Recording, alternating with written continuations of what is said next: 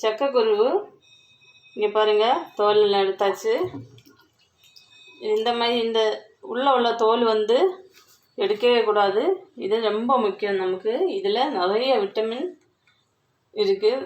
இந்த தோடு வந்து ரொம்ப ஹெல்த்தியானது. அதனால் இது நம்ம தோடு உரிக்கும்போது இது போகாமல் எடுத்துக்கணும். இப்போ நான் வந்து இதை இந்த மாதிரி கட் பண்ணி எடுக்க போகிறேன். எடுத்துகிட்டு நம்ம ஒரு மெழுக்கு வரட்டின்னு சொல்லுவாங்க, பொரியல் மாதிரி பண்ணலாம். நல்ல டேஸ்ட்டாக இருக்கும். இது ஒரு பாத்திரத்துக்கு மாற்றிக்கலாம். இதில் ஒரு கொஞ்சமாக தண்ணி விட்டு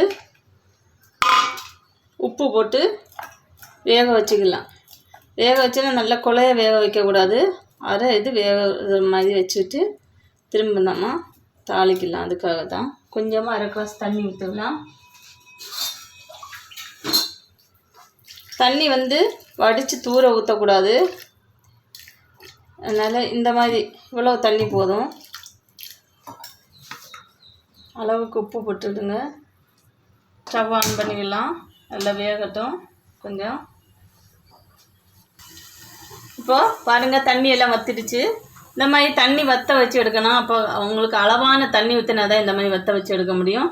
இது வந்து நல்லா வெந்துருச்சு பாருங்கள், அளவாக வெந்துருச்சு. தண்ணி ஒரு சொட்டு கூட இல்லாமல் இது பண்ணியிருக்கு. அடியும் பிடிக்கலை பாருங்கள். இந்த மாதிரி எடுத்துகிட்டு இது பண்ணணும். தண்ணி ஊற்றினீங்கன்னா, இதை ஊற்றி எடுத்திங்கன்னா அதில் உள்ள விட்டமின் எல்லாம் போயிடும். அதுக்காக தான். இப்போது வானல் ஸ்டவ்வில் வச்சுட்டு தேவைக்கு கொஞ்சமாக ஆயில் விட்டுக்கலாம். இப்போது கடுகு போட்டுக்கலாம். கடுகு போட்டுக்கலாம். பூண்டு போட்டுக்கலாம். காஞ்ச மிளகா இந்த மாதிரி சின்னதாக நறுக்கி வச்சுருங்க.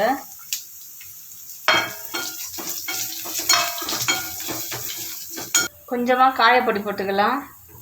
இப்போ நம்ம வேக வச்ச இதை போட்டுக்கலாம். ஸ்டவ் வந்து சிம்மில் வச்சு விடுங்க.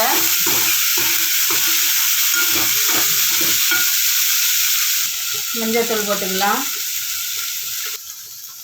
எனக்கு வந்து உப்பு வந்து கொஞ்சம் கம்மியாக இருக்குது, கொஞ்சமாக போட்டுக்கலாம். இப்போது கடைசியாக கொஞ்சமாக தண்ணி பாருங்கள், கொஞ்சமாக தண்ணி எடுத்து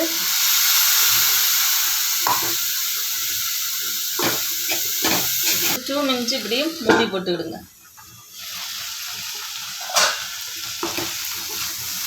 பாருங்கள், அடி பிடிக்காமல் பார்த்துக்கிடுங்க. கொஞ்சம் நல்லா ஃப்ரை ஆகும். அவ்வளோதான் நண்பர்களே, சிம்பிளாக பண்ணி எடுக்கக்கூடியதான ஒரு மெழுக்கு வரட்டின்னு சொல்லலாம். பண்ணி முடிஞ்சிட்டு நல்ல வாசனை, செம்ம டேஸ்ட்டாக இருக்கும். ஓகே, பாய் நண்பர்களே. இந்த வீடியோ பிடிச்சிருந்தால் லைக் பண்ணுங்கள், ஷேர் பண்ணுங்கள், கமெண்ட் பண்ணுங்கள், மறக்காமல் சப்ஸ்கிரைப் பண்ணி ஹெல்ப் பண்ணுங்கள்.